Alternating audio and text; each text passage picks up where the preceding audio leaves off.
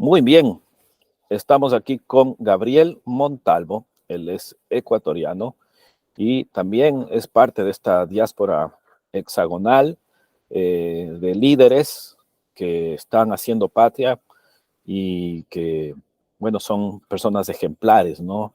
A escala, como decimos nosotros ecuatorianos, sobresalientes en Caribe, África y Latinoamérica, de escala. Así que bueno, Gabriel, qué gustazo que nos acompañes y bueno, tu saludo para todos los amigos de Diáspora Hexagonal. Muchas gracias, Roberto. Bueno, esa presentación también haciendo patria, ¿no? Yo creo que de alguna manera eso es lo que estamos haciendo las personas que por cualquier motivo hemos tenido que salir del país también y buscar nuevas fronteras, nuevos desarrollos afuera. Y pues bueno, de alguna manera agradecerte también por esta invitación, ¿no? Agradecer a quienes nos van a ver y a escuchar también en Diáspora Hexagonal. Siempre es interesante poder compartir, ¿no? Este diálogo y sobre todo las ideas que van surgiendo de estos procesos también en donde encuentras distintas características, distintas realidades y distintos pues futuros, ¿no? Cuando uno se plantea finalmente tener esta oportunidad fuera del país, yo creo que te da también la posibilidad de lograr cosas positivas y otras no tanto, pero que a la larga se convierten también en aprendizaje y eso es lo que de alguna manera también nos encantaría poder compartir ahora en este espacio. Muy bien. Bueno, cuéntanos un poquito sobre ti, sobre tu proceso, dónde estás, qué haces, cómo lo haces, ¿no es cierto? ¿Cuáles son tus objetivos y tus antecedentes, por supuesto? Claro que sí, muchas gracias. Bueno, mira, yo nazco en el año 70 acá en la ciudad de Quito y desde hace aproximadamente 12 años me encuentro ya radicando en México, ¿no? El proceso en Ciudad de México principalmente, y desde hace 12 años el proceso fue algo interesante porque yo venía trabajando desde el año 95 en consultorías, principalmente para el sector cooperativo de ahorro y crédito, de ahorro y préstamo, como los llaman en México, pues un sector que inclusive en Ecuador ha crecido muchísimo, es uno de los sectores más importantes a nivel de la región. Hace 12 años se me presenta esta oportunidad de ir a trabajar con la Confederación Alemana de Cooperativas, la DGRB, como se la conoce usualmente a nivel de la región, y a partir de esta invitación que me hace la DGRB para participar en un proyecto en México, un proyecto de inclusión financiera, ¿no? En donde el principal objetivo que buscábamos era bancarizar, aunque el término siempre sonó un poco extraño, pero bancarizar a través de cooperativas a todas aquellas personas que no tienen acceso formal a la banca tradicional, ¿no? Muchas de ellas pues que trabajan con prestamistas o usureros, muchos de ellos que son abusados inclusive por gente que quizá les puede prestar algo de dinero y que les cobra tasas infames de interés. Y bueno, México en ese entonces, digo, no porque ahora ya lo sea menos, yo creo que todavía la tasa se sigue manteniendo alta, pero en México en ese entonces la tasa de inclusión financiera era una tasa muy alta, casi del 60%, y lo que buscaba el Banco Mundial, quien fue el que financió este proyecto, era tratar de bancarizar a toda esta gente, ¿no? A través de procesos de fortalecimiento de cooperativas de ahorro y crédito, brindar oportunidades de acceso, brindar créditos, brindar oportunidades de ahorro, seguros, remesas y bueno, una serie de servicios financieros. Así es como llego yo, como mencionaba, ya a México hace 12 años. Y por una y otro motivo se fueron dando otro tipo de proyectos, en algunos casos se licitaron otros procesos que incluían también temas de inclusión financiera. Y bueno, ya son 12 años que estoy ahora trabajando en México, ¿no? Tengo allá realmente dos, yo diría, mandatos, ¿no? El primero de ellos es trabajar con la Confederación Alemana de Cooperativas. Ahora mismo soy gerente para Guatemala, en uno de los países en los que la Confederación trabaja a nivel latinoamericano. Y por otro lado, también estoy a cargo de la consultora Friedrich de Latinoamérica, ¿no? Friedrich es el nombre de un pionero del cooperativismo en Alemania, Friedrich Wilhelm Raiffeisen, y pues de ahí tomamos nosotros también el nombre y un poco la esencia de lo que el cooperativismo representa. Y en función de eso, lo que hemos venido haciendo ya en estos años es desarrollando una serie de productos, servicios, metodologías, aplicativos que permitan principalmente a las organizaciones que están dentro del sector de las finanzas incluyentes fortalecer sus capacidades, migrar a todo este concepto de transformación digital que ahora ha tomado mucha fuerza y sobre todo pues hacer visibles a todas estas organizaciones que más que ser organizaciones en su gran mayoría en búsqueda de un lucro, lo que buscan es trabajar en ese principio cooperativo de autoayuda, ¿no? Perfecto, muy bien. Excelente la presentación de tu quehacer. Ahora cuéntanos un poco más en el término personal, familiar, ¿no? De dónde vienes, dónde estudiaste, qué hiciste y, bueno, cómo estás con tu familia allá, digamos, en México. ¿Cómo funciona eso? Perfecto, pues bueno, mira, yo tengo ahora mismo dos hijos. Tengo una niña ya, bueno, ya no niña, una señorita ya que está siguiendo su carrera de psicología. Uno todavía sigue creyendo que son niños cuando ya no es así. Y tengo un hijo, Mateo, también que está por graduarse este año, ¿no? Termina ya su bachillerato, su sexto curso y pues también está ya con visión de estudiar por fuera. No, ellos viven acá en Ecuador, yo soy divorciado ya desde hace 12 años igualmente, pero pues tengo mi familia también en México, ¿no? Con quien pues ya llevo algún tiempo, ya he logrado de alguna manera también forjar, yo digo, una familia consolidada en México en el sentido de que, pues bueno, eso siempre son uno de los riesgos o de las preocupaciones que uno asume, ¿no? Dejas tu familia, toda mi familia vive en Ecuador, pero ahora mismo yo ya tengo una familia en México, con la cual, como te digo, he logrado consolidar ya una excelente relación, ya llevo 10 años además de relación, y yo diría que es bastante sólida, ha sido clave también para el desarrollo profesional, por supuesto, porque es lo que de alguna manera te ancla, ¿no? A hacer las cosas que tienes como objetivo y a lo que tienes como expectativa. Y pues básicamente en esto, acá en Ecuador, yo me gradué en el Colegio Spellman y seguí posteriormente 2 carreras en la Pontificia Universidad Católica del Ecuador, en la PUCE. Terminé como egresado de contador. La verdad es que debo reconocer que no fue una carrera acertada de inicio, pero pues es la que me ha servido ya para el desarrollo profesional posterior. Y terminé también una licenciatura en administración de empresas, ¿no? Me gradué como licenciado en administración de empresas, esto en la Católica, y posteriormente fue uno de los temas que me llevó a México y finalmente que se ha convertido pues en mi segundo hogar. Hice una maestría en el Instituto Tecnológico de Monterrey, en Monterrey, Nuevo León.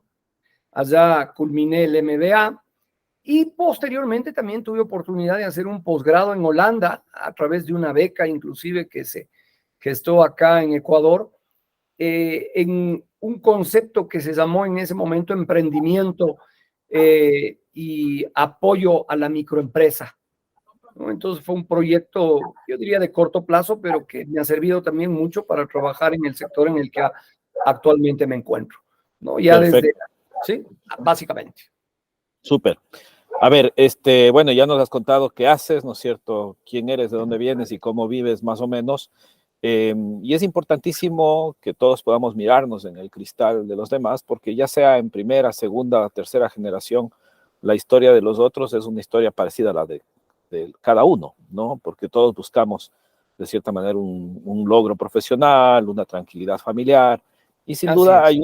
hay una dinámica también que es fundamental, que es la de también el impacto a nivel social, ¿no? Entonces, yo ni siquiera quiero preguntarte mucho porque por lo que tú bien nos cuentas, no podríamos terminar nunca comentando todos los impactos que seguro has logrado de una carrera tan interesante, porque sabemos que el tema de microfinanzas, de inclusión financiera, es una sentida necesidad de cualquier persona en general, pero sin duda de nuestra audiencia de diáspora hexagonal en particular, porque evidentemente cuando uno sale del núcleo del país, donde tienes tus compañeros de escuela, de colegio, de universidad o de trabajo, o tu barrio, etcétera, tus amigos, uno generalmente los recursos a los que acudes muchas veces son el crédito para irte o el crédito para sostenerte o el financiamiento para emprender, etcétera. Entonces no te voy a preguntar tanto porque creo que todos sabemos más o menos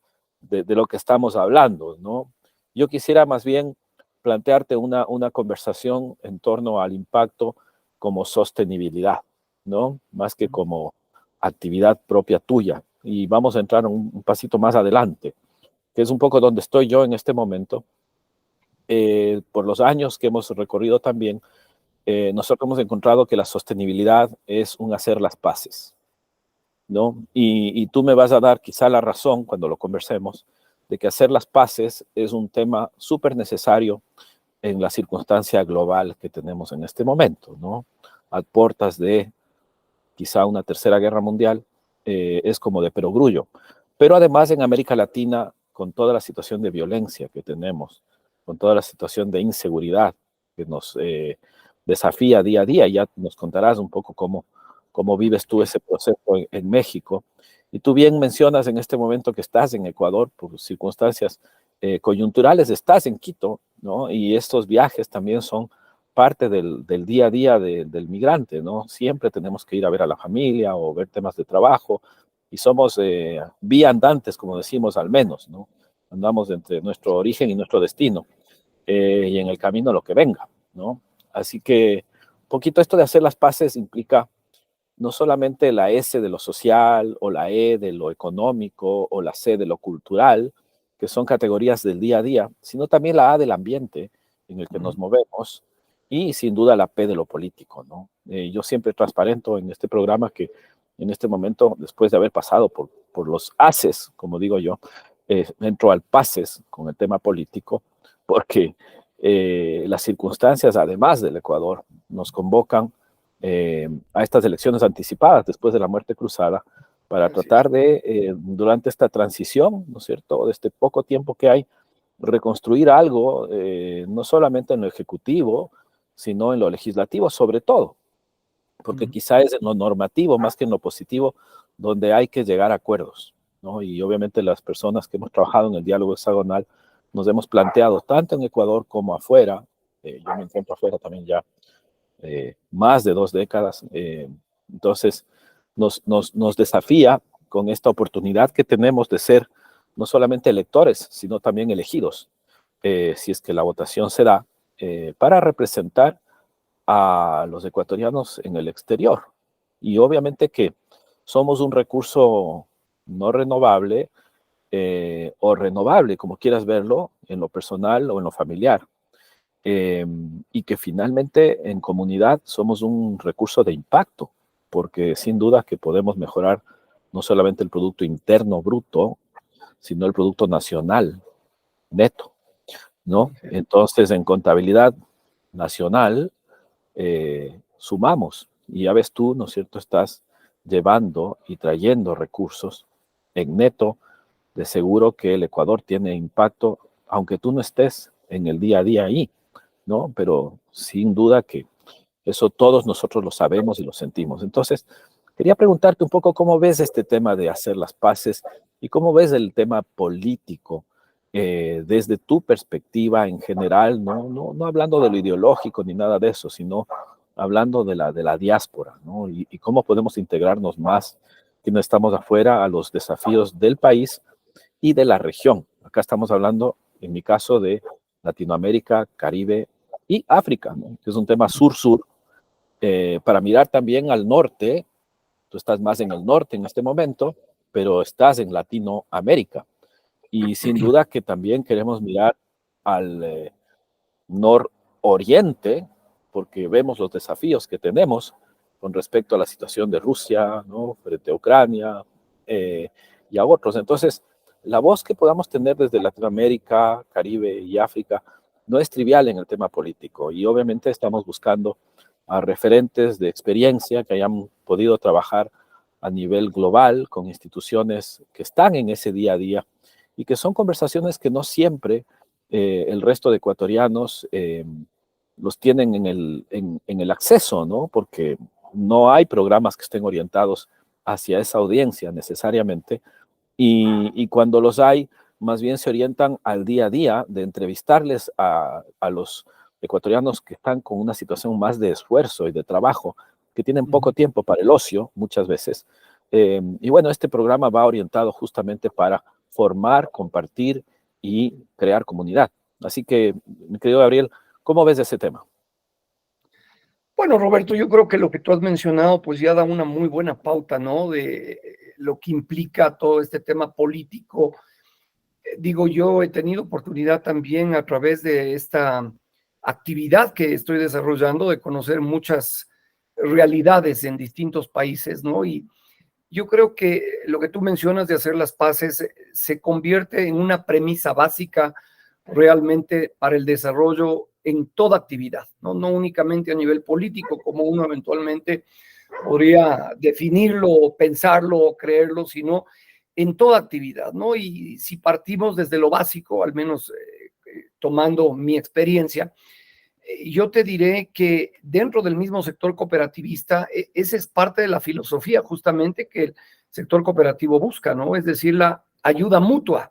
Yo te ayudo para que tú me ayudes, y pienso que eso de alguna manera refleja lo que tú mencionas de hacer las paces, en el sentido de que yo estoy dispuesto a velar, a aportar a alguien, pero con la expectativa, con la esperanza y con el convencimiento de que el día de mañana ese grupo de personas, hablando siempre desde una visión cooperativista, tengan también la misma disposición para trabajar conmigo, ¿no? Y yo creo que desde ese sentido el sector cooperativo principalmente nos deja una muy buena lección, y ya ves tú que en los últimos años inclusive muchos gobiernos le han dado una relevancia importante al sector cooperativista, ¿no? Mencionaba yo hace poco que en el sector cooperativo ecuatoriano inclusive ahora mismo representa uno de los sectores más sólidos a nivel Latinoamérica, y eso se ve reflejado también en la participación que tiene el sector en el sistema nacional financiero, en el sistema financiero nacional.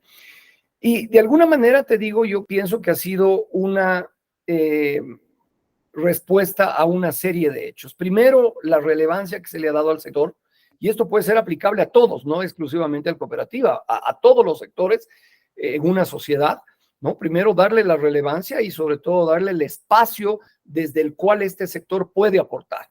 El sector cooperativo, pues ya hemos visto no solamente que es un sector social, sino es un sector incluyente, y eso es lo que le hace diferente. Por otro lado, yo te diría también que el gobierno en ese sentido, y aquí entra la política, como bien tú mencionas, ha buscado de alguna manera también crear un entorno, yo diría, viable y sostenible para que se mantengan las organizaciones, ¿no? Porque increíblemente la misma política, así como puede promover y puede proyectar a un sector determinado, tiene la capacidad también para destruirlo. Y en nuestro caso, al menos en el ecuatoriano y en el sector cooperativo, yo debo decirte que hemos tenido la suerte como sector de que principalmente la política pública ha sido bastante generosa con las capacidades, oportunidades y de desarrollo que hemos podido tener, ¿no? Nuevamente, insisto, esto aplica para todos los sectores. Quizá yo hablo muy desde el cooperativismo porque es la base, pues, de experiencia que tengo. Y Y está por muy otro bien. lado, también, ¿no? Cuando tú mencionas lo ambiental, creo que aquí también las mismas Naciones Unidas, ya conoces tú todos los objetivos 2030, estos 16 objetivos de desarrollo sostenible. Parte de lo que buscan, o uno de los objetivos, algunos de los elementos que buscan es justamente la inclusión financiera, ¿no? La educación financiera, pero por otro lado también cómo ser sostenibles en el tiempo, bueno, con todo este proceso que hemos venido viviendo a lo largo de estos últimos años, sobre todo un proceso destructivo, que lo que ha llevado básicamente pues es a tener que tomar acciones y medidas relevantes en términos de restricción, por ejemplo, de servicios básicos. Ya en Estados Unidos, en México, tú ya empiezas a ver restricción, por ejemplo, para consumo de agua, porque ya las reservas se están agotando. Ya hemos visto ahora mismo cómo el cambio climático está afectando de manera importante también a distintas zonas del mundo, no se diga Latinoamérica, del mundo en general, no con temperaturas que anteriormente no se habían visto, pero ni en broma. Ahora en Ciudad de México hemos llegado ya a 35 grados en estas últimas semanas, y no estamos ni siquiera como ciudad preparados para afrontar ese tipo de climas, porque Sí, los mismos departamentos no tienen ni siquiera aire acondicionado. Y entonces yo creo que lo ambiental ahí también, buscando esta sinergia, ¿no?, que nosotros queremos encontrar entre lo social, lo económico, lo político, lo ambiental, ya tú lo mencionabas bastante bien.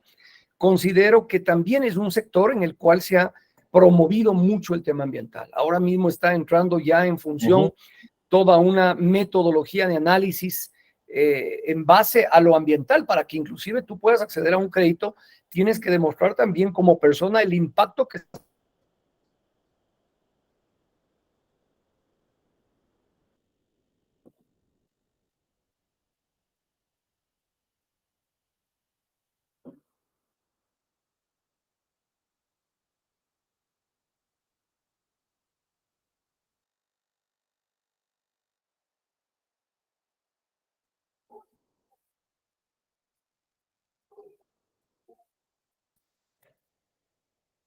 Ujú. Roberto, Muy bien. parece, Bueno, parece que se cortó un poco, ¿ah? sí, sí, pero te escuchamos, te Ah, escuchamos. de acuerdo. Bueno, ya, entonces hemos hablado de ti, hemos hablado un poquito, ¿no es cierto?, sobre lo que haces y sobre lo que es tu trayectoria y obviamente el tema del impacto en esta lógica, ¿no?, de hacer las paces. Ahora, yo quisiera un poco para ir orientándonos hacia los amigos que nos miran desde una posición en la que muchas veces, llamémosle, no tanto privilegio como la que algunos de los líderes muchas veces podemos haber tenido, ¿no? Estudiar en un colegio privado, en el norte de la capital, capital misma, ¿no es cierto?, de un país, de Quito, ¿no es cierto?, que generalmente ha tenido esto, y también desde un colegio con tradición, como en tu caso, el Spellman, o en el mío, el Colegio San Gabriel. No siempre es el caso, ¿no?, de la mayor parte y el votante mediano ecuatoriano, y obviamente tampoco del migrante mayoritario, ¿no? No todo el mundo se va en las condiciones de que un Banco Mundial o, digamos, una agencia internacional le lleve con un trabajo, sino que muchas veces sale a buscar el futuro, y yo miro mucho los chats en Facebook y trato de participar para conversar en redes con los amigos que están allí, y ahí es donde creo que a nosotros nos cabe una responsabilidad, más allá de esos derechos innatos que hemos tenido por ser, digamos, parte de familias que de alguna u otra forma eh, hemos tenido algunos privilegios, llamémoslo así, ¿no? Y en ese sentido, los servicios que nosotros damos están muy orientados por una lógica social, por una lógica cristiana, y bueno, por eso es que yo he optado en este caso, ¿no?, desde una perspectiva más de esa, derechamente de una lógica muy histórica en la familia mía, por servir desde el Partido Social Cristiano, digamos, pero ayer tenía una conversación con amigos que están en Pachacuti, y lo mismo en la mañana con socialdemócratas que han estado muy presentes en la izquierda democrática, etcétera. Y como que todos compartimos, ¿no?, más allá de las ideologías y los partidos, esa visión. Y sin duda que las elecciones que son el día 21 nos tendrán a todos conversando para ponernos de acuerdo, porque a la final en el Congreso entraremos todas las visiones conforme la gente las tenga, y tendremos que conversar, porque si alguna gracia tiene lo que ha pasado en Ecuador, es que reinicia el Congreso y también reinicia la oportunidad de que el gabinete parta de cero para un presidente, y los gabinetes también son eso, ¿no?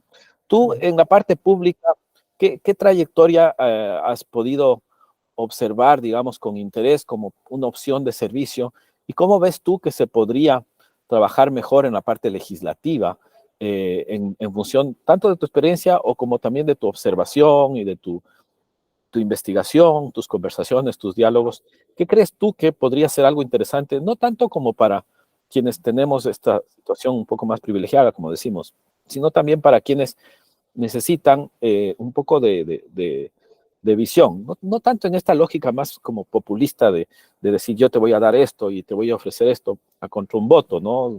Eso digamos, no construye nada, sino muchas veces frustración, porque no se tienen necesariamente los recursos, pero la herramienta legislativa es importante porque, como tú bien decías hace un momento, tú puedes desde la ley hacer que un gobierno, o desde la Constitución, hacer que un Estado eh, actúe de cierta manera que permita que fluyan las cosas, y que dentro de una, dos o tres generaciones uno logre los objetivos, ¿no? ¿Qué verías tú como para ese votante mediano, algo importante, y qué le podrías decir tú que podría ser relevante y que te conecte y que nos conecte con nuestros compatriotas en la diáspora hexagonal? Perfecto, Roberto. Bueno, yo ahí te diría, mira, yo siento que toda propuesta legislativa de alguna manera debe y necesariamente tiene que ser inclusiva, ¿no? Y yo siento que ahí también muchas veces es donde se descarta la posibilidad de que todos nos sintamos representados, ¿no? Todos estos proyectos, propuestas de ley que eventualmente se están gestionando o generando, necesariamente deben buscar que sea inclusiva en términos no solamente como tú bien decías, ¿no? De privilegiados, no privilegiados, de quienes han tenido un poco más de suerte, quienes hemos tenido menos suerte, o si soy hombre, si soy mujer, si soy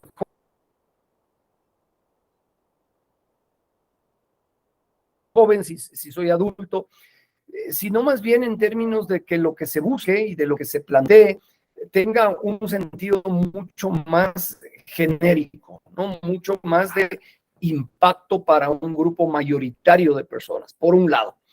Por otro lado, te digo, lo ideal sería también que nosotros, y yo creo que eso también tú lo conoces porque mencionabas que has estado un par de décadas fuera, lo ideal sería que no tengamos que buscar oportunidad en otro lado, ¿no? A mí me encantaría, y yo desde siempre, pues una de las cuestiones que siempre quise y soñé era hacer una carrera en el país, era desarrollar proyectos en el país, no necesariamente desde la visión social, eso no lo vi desde un inicio, sino hasta cuando tuve la oportunidad de trabajar ya con una organización.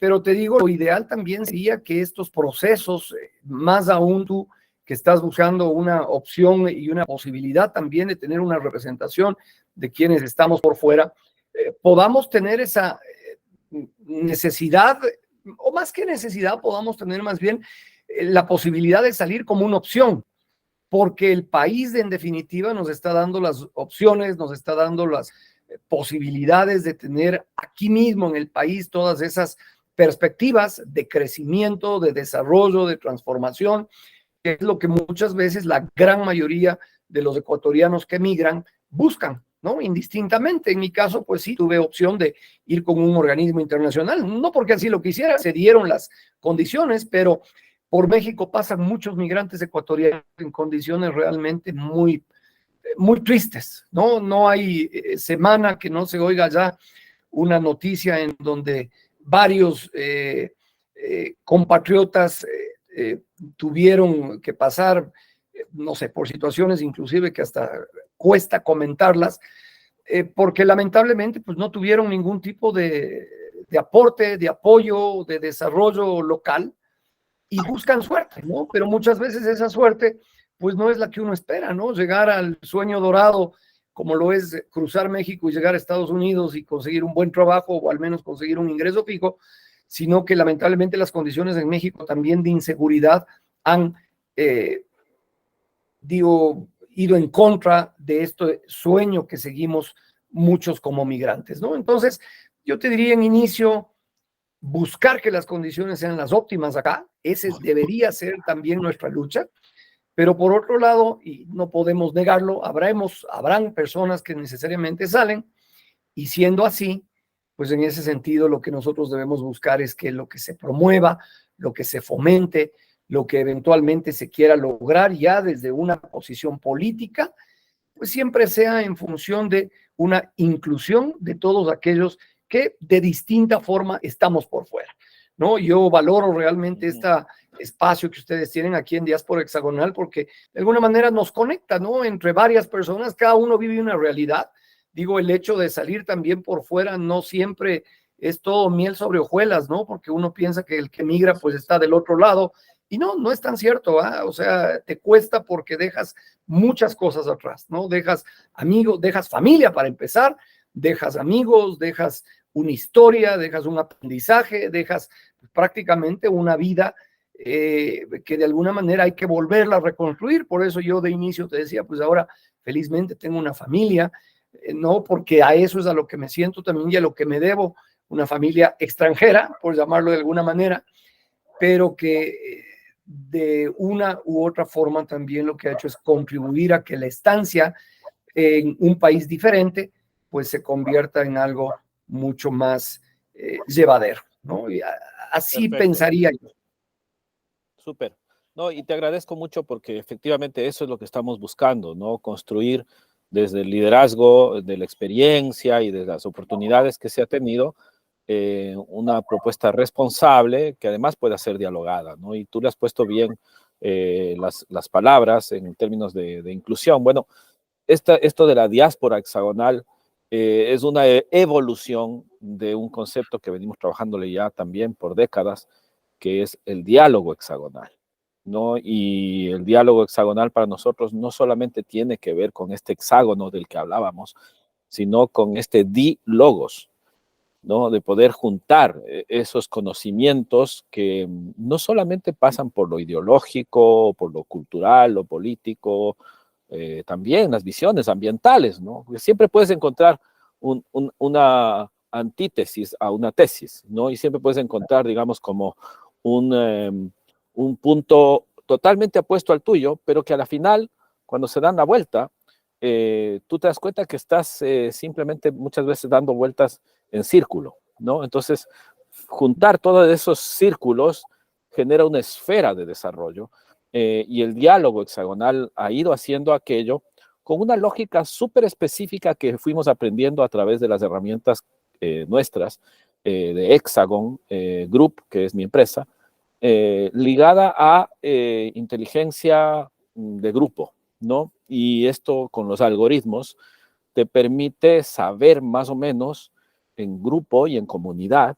para dónde va la moto, como solíamos decir, ¿no es cierto?, en el Ecuador, ¿ya? Porque finalmente resulta que no hay idea pequeña y no hay mala idea, sino que muchas veces no está explicada en un contexto ni con la suficiente forma de entendimiento, pero que cuando tú la trabajas metodológicamente, resulta que puede ser la mejor idea, ¿no? Siempre digo yo que es como el niño que dice que el rey va desnudo, ¿no? Nadie hubiera pensado que el niño iba a decir la verdad más evidente y nadie hubiera pensado que se podía decir que el rey realmente iba desnudo. Pero bueno, esas son las cosas que pasan cuando usas una buena metodología, una buena herramienta, y resulta que la persona menos pensada y la idea menos esperable terminan siendo el consenso. Y allí es donde se produce el cambio, ¿no? Entonces, ese cambio requiere un proyecto y eso es lo que hemos aprendido. No solamente entonces se trata de normativas, sino de proyectos de ley que se puedan presentar, proyectos de inversión que se puedan financiar. Y allí es donde termina siendo realidad lo que tú bien mencionabas, ¿no? De que sea una cuestión incluyente, inclusiva, por la cual la gente no tenga que emigrar muchas veces y que más bien al contrario el problema sea inverso, que ya está siendo también en el Ecuador. Por ejemplo, con el proyecto que hicimos hace muchos años de la dolarización. Claro, la dolarización fue un proyecto económico que veíamos como una solución que necesitaba una legislación ejecutiva y un presidente la tomó y la ejecutó. Y hubo un equipo técnico que estuvimos allí en lo público, pero como técnicos para apoyar desde la función pública. Pero hay veces en las cuales ya tienes que dar un salto más allá, ¿no? Y no solamente ser, qué sé yo, asesor presidencial o subsecretario o viceministro o coordinador de un programa, que son las funciones públicas que un técnico puede tener, ¿no? Muchas veces te toca asumir un ministerio, que ya es un rango ya más político que técnico, o te toca correr una elección, que es un cargo básicamente político, porque representas a personas y obviamente eso es un cantar diferente. Entonces ahí hay que prepararse mejor y es lo que estamos haciendo en este caso para identificar los proyectos de ley que se deben generar, ¿no? Pero creo que en la parte de principios contigo hemos tenido una riquísima conversación y por eso es que habíamos estado buscando, ¿no? Para que nos puedas dar estos minutos valiosísimos de tu ocupadísima agenda, pero te los agradecemos en el alma porque creo que es una buena forma de que con tu generosidad se pueda enviar este mensaje tuyo al resto de compatriotas que estamos en la diáspora, ¿no? Así que bueno, ¿algún mensaje final, mi querido Gabriel, para nuestros compatriotas? Pues muchas gracias, Roberto. No, el mayor de los gustos, ¿no? Digo, la verdad es que me ha complacido también poder comentar algo ahora desde mi propia visión, ¿no? Ya mencionaba, yo he trabajado 27 años ya en el sector cooperativo y de alguna manera, pues ese es el reflejo que tengo también de las cosas que se han ido haciendo y se han ido tratando, yo diría, de desarrollar, no siempre con el mayor de los éxitos, pero por lo menos sí con ese sentido siempre de ayuda, ¿no? Y yo creo que en eso también somos muy, muy coincidentes contigo, el interés permanente, ¿no? De que, bueno, haya más gente realmente que pueda tener oportunidades, que pueda desarrollarse, que pueda crecer. Y digo, desde diferentes perspectivas, y yo creo que ahí pues estamos también para darnos una mano, ¿no? Los que ya hemos tenido la experiencia, seguramente vamos a poder contar cosas buenas y malas. Los que están buscando la experiencia, por lo menos pueden valerse también de estos comentarios para que eventualmente les sirva para tomar mejores decisiones, ¿no? Desde nuestra perspectiva, pues bueno, por supuesto, siempre con ese interés de regresar al país, seguir aplicando inclusive los conocimientos y la experiencia localmente, que eso es lo que a mí me encantaría, pero no por eso dejando de hacer también temas en donde buscamos inclusive crecer como comunidad, ¿no? En México también somos una comunidad de ecuatorianos, yo diría importante, hay mucha gente allá de todas las regiones del país, y pues bueno, la intención y la expectativa también de poder seguir haciendo este grupo que tú ahora lo promueves y lo propones, ¿no? Dentro del diálogo hexagonal, de la diáspora hexagonal también, pues haciendo crecer en términos de vinculación y que pues esa experiencia que cada uno tiene pueda ser compartida también en un formato mucho más extenso. Así que agradecerte, mi querido Roberto, por este tiempo, por el espacio, ¿no? Pues por esas preguntas, esos detonantes también que de alguna manera me han permitido comentar mi experiencia, y pues esperemos vernos pronto y desearte éxitos también en ese interés que hay de representarnos. Perfecto, no, gracias a ti. Y bueno, como siempre decimos, no hay que olvidarse, ¿no? De que nuestra raíz mayoritaria es una raíz creyente en el país, creyente en los demás, creyente en el amor al prójimo. Y finalmente eso es lo que puede hacer algo social, ¿no es cierto? Algo que, bueno, en nuestra lógica occidental le llamamos cristiano, y que finalmente en esa perspectiva nosotros podamos encontrar estos acuerdos de fondo que se necesitan para hacer las paces, ¿no? De verdad, y con mucho amor por el país. Así que no, agradecerte también por tu tiempo y bueno, despedirnos entonces y también desearles a nuestros amigos que nos miran la mejor de las jornadas y la mejor de los éxitos en sus propios proyectos. Bueno, que estés muy bien, Gabriel, y muchas gracias nuevamente.